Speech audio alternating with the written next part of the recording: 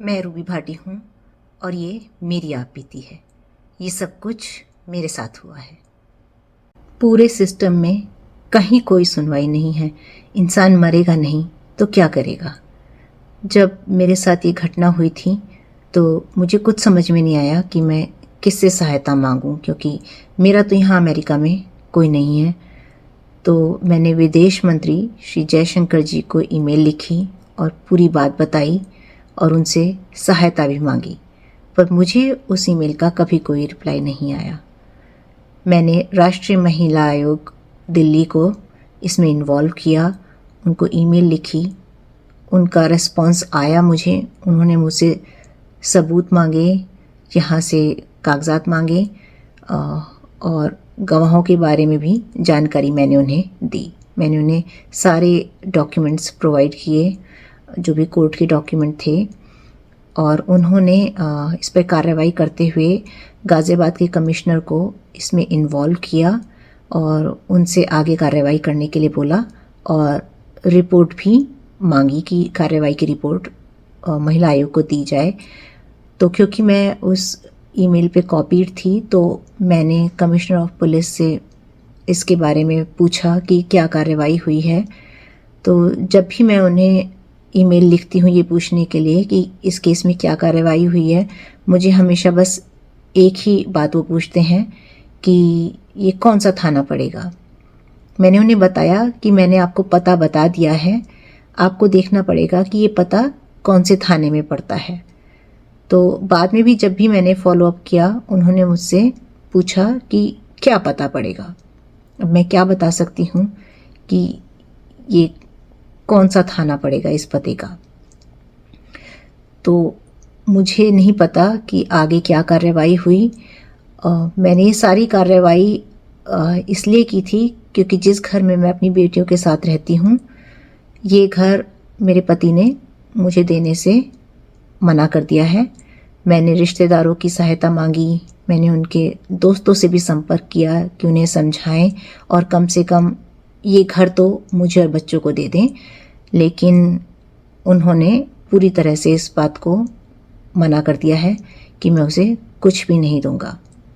तो हालत ये है कि ये घर नीलामी की प्रोसेस में जा चुका है और मुझे नहीं पता कि मैं अपने बच्चों को लेके कहाँ जाऊंगी। मेरी बस अधिकारियों से यही विनती थी कि ये एक तो अपराधी है जो यहाँ इतना बड़ा अपराध करके देश को भाग गया है, अपने बीवी बच्चों को विदेश में ही छोड़कर, और सारा पैसा वगैरह सब इसने यहाँ से अपने नाम ट्रांसफ़र कर लिया है इंडिया में। हमारे पास कुछ भी नहीं है। जिस घर में हम रहते हैं ये भी अब जाने वाला है हमारे हाथ से। तो मेरी यही विनती थी कि ये इस मामले में सहायता कर सकते हैं, क्योंकि उनके पास सारे सबूत हैं, सारे गवाह हैं। वो वहाँ पे खुला घूम रहा है, एक नॉर्मल ज़िंदगी जीने के लिए पूरी तरह से लगा हुआ है, और यहाँ हम तीनों को ये इस हालत में छोड़ के, इतने अत्याचार करके, हम पे इतना अन्याय करके और बिना किसी जिम्मेदारी के यहाँ से भाग चुका है। तो मेरे पास अब कोई चारा नहीं है कि मैं अपने देश की जनता और अधिकारियों से ये विनती करूं कि कृपया करके हमारे साथ हुए अन्याय के लिए हमें न्याय दिलाएं, हमारी सहायता करें। मुझे ये वीडियो बनानी पड़ी क्योंकि मेरे पति और ससुराल वाले मेरे बारे में अपमानजनक और अभद्र बातें कर रहे हैं, मुझ पर तरह तरह के लांछन लगा रहे हैं, मामले की इन्वेस्टिगेशन कर रही पुलिस को झूठे बयान दे रहे हैं। ये मेरे पति द्वारा पुलिस कमिश्नर गाज़ियाबाद को दिया बयान है, जिसमें उन्होंने अमेरिका वाली वारदात को झूठा बता दिया है कि मैंने उसे झूठे केस में फंसाया है, जबकि सारे सबूत, गवाह और पुलिस इन्वेस्टिगेशन मौजूद है। यहाँ पर उस पर बहुत गंभीर धाराएं लगाकर मुकदमा चलाया गया था और जेल की सज़ा पक्की थी। मैंने अदालत में जज के सामने बार बार मिन्नतें करके जेल की सज़ा को प्रोबेशन में बदलवाया था। बजाय शुक्र मनाने के ये लोग मुझे जाने किस बात की सज़ा दे रहे हैं। कानून को मेरा साथ देना होगा। ये लोग मेरी और मेरी बेटियों के जीवन के साथ खिलवाड़ करके दुस्साहसपूर्वक स्वतंत्र नहीं घूम सकते। जब तक हमें न्याय नहीं मिलता मैं ये संघर्ष जारी रखूंगी। Hi, my name is Jean Janduza. I wanted to just share a little bit about Ruby Bate and Ajay Bate and their two girls, Tina and Aradia. Ajay and Ruby in 2019. They moved in like April of 2019. I lived directly across the street from them. And it was in the summer, and I was gardening and spending time outside, like raking, cutting the grass. And I met Ajay, and turned out he worked at CDW, and I was starting a tech company, and we got to talking. I learned that he had a wife, Ruby, and he had two kids. I would see once a week Ajay and the two kids outside. Ajay would be cutting grass. I would be doing my gardening, cutting grass. I would always inquire about Ruby. I'd like to meet Ruby. What's she doing? She has so much housework. She's busy cooking, and her back always hurts her. I ended up working on a software project with them that Ruby was over. It was actually her company. We had some family gatherings. Sometimes they would come over. There was one clue that prompted me that Ruby wasn't doing well.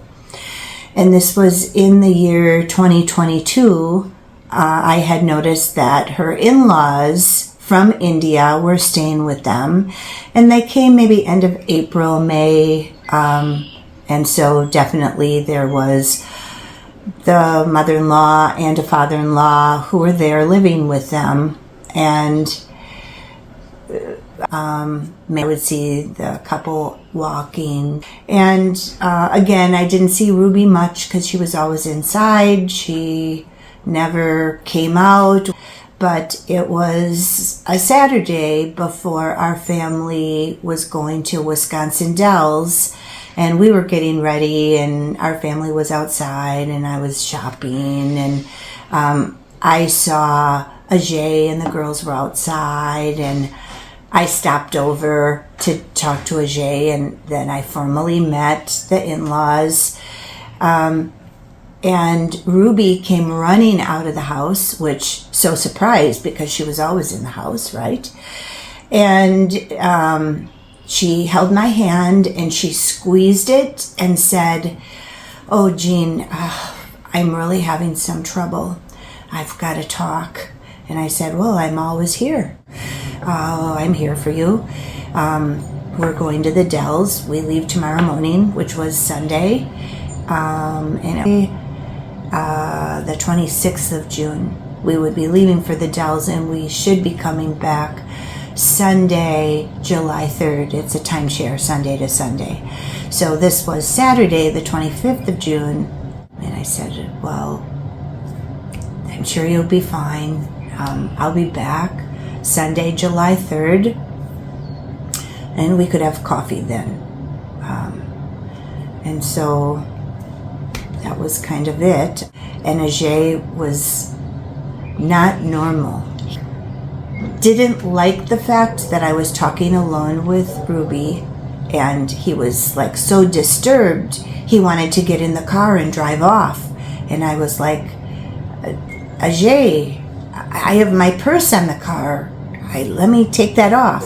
Just kind of got my mind away from Ruby, and there was talk in their language between him and the mother-in-law and the father-in-law. They were all outside, and there was a sister who was over too, and I kind of said bye to everyone, and I went back across the street, and we just packed and got ready for our trip. I didn't think anything of it. We left the next morning to go to Wisconsin Dells. We were supposed to be there for 1 week. And my daughter had to work at Great America. And so we decided on a whim to come back early. We never come back early. We always are there Sunday to Sunday. But we just decided, let's come back on Saturday. So we left earlier on Saturday, and we got home at about 5, and we started unloading the car and ordered food out, and we didn't have lights on. No one was expecting us home, and it was about 8:35, quarter to 9, and there was a doorbell ring and a rap at the door, and then a pounding at the door. And we kind of missed it at first, but then the pounding of the door, it was like a repeat pounding. And our dog then started to bark, and we went to the door, we turned on the lights. It was Ruby, and Ajay was there, and Ruby was screaming and said, "I need your help, I need your help." And Ajay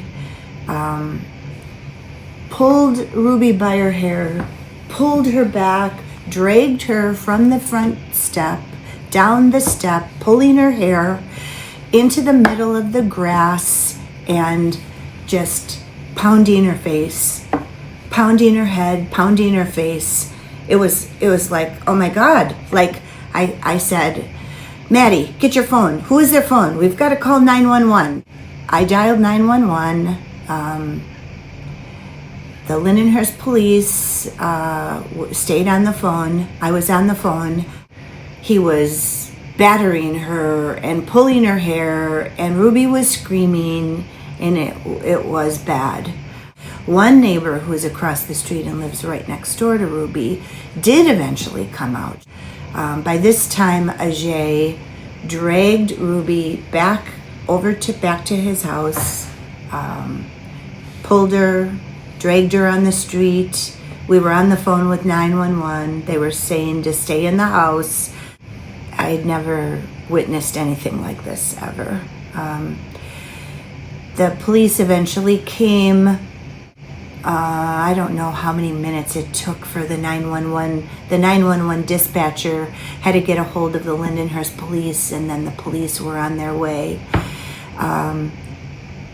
Ruby managed to get away from Ajay at her house and ran back, and we already had the door open. The lights were on. Her two girls ran across the street. They came in. We closed the doors. We locked the doors. Ajay then started pounding on our doors saying, "Let me in, let me in. I must see Ruby. You let me in now." And he was pounding on the door. I said, "Ajay, no. You need to just calm down and get your wits together. You're not coming in my house." And just banging his head like he was hurting himself on the cement sidewalk. Ruby was already safe. She was in the house. The two girls were in the house, but you could see Ruby's face was black and blue. Around her neck, she had red marks from him squeezing her neck. The girls were in shock. Ruby was in shock. They handcuffed Ajay. This was Saturday, July 2nd. The Lindenhurst police were over at our house probably about 10 to 9. And the chief of police came. There was another officer. Then another car came. A neighbor, Jenny, walked across the street. She filled a statement out. I filled a statement out. My husband Norman filled a statement out. We witnessed Ajay trying to kill Ruby Bhate. The two girls were speechless. They were not. They were just in shock. Ruby was in shock. We were asked to write down detailed event in an accident report, in the police report. The 911 call was taped when I first called 911 to the whole time, like we were on when Ajay was on the front lawn trying to beat her up, saying, "I'm going to kill you, Ruby, I'm going to kill you." And Ruby's head was so beaten when he was beating her on the grass. We were supposed to be home on Sunday. The night of that incident on Saturday, July 2nd, 2022, He was cuffed. He was arrested. He was attempting to kill his wife, Ruby Bate. He was locked up in jail for attempted murder and for battery and domestic abuse. Ruby and the girls were put under order of protection with her and their home and the two girls.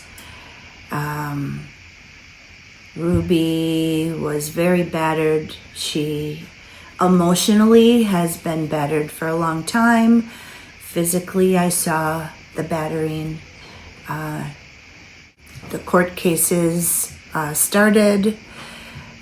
He was put on probation. He was not allowed to visit, nor talk to Ruby, nor talk to the girls. The Lindenhurst police patrolled the house often. They were always in front of our house, watching Ruby and the girls, fearful for Ruby's life. They had to escort him to pick up his belongings when he was allowed out of jail to pick up his belongings. And they were monitoring him. Her home is on the watch list in the neighborhood and at the Lindenhurst police. And in the meantime, Ajay has fled our country. He skipped parole. He somehow was not flagged at the airport. He's left the country. Before he left, took all of the bank accounts that were in his name. Ruby was the kind, loving wife, had stopped working before she came to the States, gave her whole life to her husband, her kids, was in a sense living in isolation. Now we really need a call for justice. He has fled the United States. He left his job. He left all of his court cases that he skipped, being on probation, being on parole. Ruby is left with no bank accounts. The house has gone into foreclosure. She's now a single mom, 2 kids, just recently got a job. Whatever it takes to raise her 2 girls, but we need justice done. This cannot happen where a grown man is allowed to flee the United States, get all the benefits of the United States, making a lot of money. He took all the money. Ruby doesn't have anything. The girls don't have anything. But there has to be a fairness. He has responsibility to his 2 girls. He must be paying for these 2 girls until they're at least 18. He needs to be sending money to Ruby and the girls, and he is not paying any money. Right now, he has fled to India. He's somewhere in India. We don't know where he is. Of course, now his name is on a watch list, so he can never return to the United States. But that doesn't even take the, how would you say, Ruby still lives in fear for her life. She's trying to pay the court system here in the United States, pay for an attorney in India, and try to get justice done. So I'm now going to get involved. I am committed to helping Ruby Bate. I'm committed to helping her 2 girls. Ruby needs justice done, and this needs to be heard. Whoever can get involved and hear our plea for action, the Indian authorities need to be contacted, and we are going full force ahead in bringing this to justice. My name is Shama Parikh, and I am a family law attorney here in Lake County, Illinois. I have been practicing primarily matrimonial law for about 23 years, and I had the honor of representing Ruby Bhatti in her divorce case against Ajay Kumar. Ruby came to me in early 2024. Unfortunately, between 2023 and 2024, there had been a criminal felony case where her husband, after years of domestic violence and abuse upon her, was finally charged with a Class 2 felony. He was charged with aggravated domestic battery related to bodily harm, unlawful restraint, and strangulation. So after he hired himself a defense attorney, the state's attorney and his attorney worked out a plea agreement where there was going to be a criminal order of protection and he was going to be placed on probation for an extended period of time. The terms of this agreement were put into court orders in Lake County. And unfortunately, after that was done in October of 2023, Mr. Kumar decided he was going to flee the country and moved himself to India. Even after he left India, his sister, who was still located in the United States, was stalking Ruby online. Mr. Kumar decided he was not going to financially contribute to support his wife, to support his children, or to help pay for the marital residence that they had bought during the marriage, and which had a fair amount of equity in it. So Ruby came to me. She was desirous of saving the house. She wanted to provide a stable home for the children. The girls were in school. They felt safe there. They were comfortable there. The problem was financially she couldn't manage because Ajay was the breadwinner for the family. So we filed a case in May of 2024. We did get the petition to Mr. Kumar. He came into Lake County, filed his appearance. Initially, he tried to get the case dismissed by all kinds of fraudulent allegations, but luckily the judge was able to review the evidence, hear the testimony, saw how he tried to trap Ruby and the children in India around Diwali of 2023 and kept them there against their will until March of 2024, how Ruby had to enlist in the help of the state's attorney's office so that she and the children could return to the United States. And luckily, with that type of information and evidence, the case proceeded here. Ruby and I then filed a petition for temporary support so she could get alimony, she could get child support, and again, she could get some monies to help her with saving the residence because that was very important to her, especially for the children. When Ajay failed to produce any of his financial paperwork and documentation, my office had to send out subpoenas to his employer. We had to send subpoenas to the bank, get retirement statements, and figure out where all of the money that they had accumulated during their marriage, where it had all gone. Unfortunately, Ajay had been transferring lump sums of money, over $3,000 a month, to India out of the jurisdiction of Ruby and the United States. He had also cashed out completely his retirement, which was over $75,000. And as I mentioned, the house was just going unpaid for, and it was only in his name. So Ruby was not getting any paperwork or information for the house, and she was doing her best to try to save it. So we went back and forth. The court ordered support. He kept ignoring the court orders, and all of these monies were being accumulated. Unfortunately, there was nothing left really of the marital estate in the US. And so Ruby and I had multiple conversations about what to do. Court dates were coming and going, expenses were accumulating, attorney's fees were accumulating, and she had so much on her plate. She couldn't work because of her status. She was trying to be there for the girls, getting them caught up from when they missed almost 6 months of school. And also trying to take care of her own mental health. So we went back and forth a lot. Ajay once again tried to get the case dismissed and the court denied it. But because of the financials, Ruby had to basically prioritize. What was she going to tackle so that she could take care of herself and the children? And she reached out to friends, she reached out to family. I think she got advice and input from everyone, including myself. And unfortunately, we decided that she would voluntarily withdraw her case. So on January 24th of 2025, Ruby Bhatti made the very difficult decision of withdrawing her petition here in the US. I believe she was going to enlist in the help of the Indian courts to see if they would help, since all of the marital assets, all of the monies, everything had been transferred out of her control to Ajay Bhatti. She worked with Wells Fargo, but even though they wanted to help her, they were just unable to, because legally the house was only in Ajay's name. And for whatever reason, he was willing to just let all of this equity, almost $100,000, just go away and give it up instead of giving it to his wife or saving it for his children. There were offers made and they were all either rejected or they were ignored. And so once again, I think Ruby had to just make some very difficult choices. And so the case ended in January of 2025. I do believe that Ruby and her children deserve justice. They went through a lot in the year and a half from the middle of 2023 to early 2025.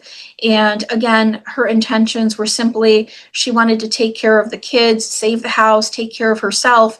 And she really just did not understand, as a victim of domestic violence, as, you know, a wife, as a mother, how she could be treated this way. We had exhausted all avenues here in the US, and I really do wish her the best of luck. I hope she finds the relief that she needs so that she can heal and so that she can provide the future that she deserves, not just for herself, but definitely for her two little girls.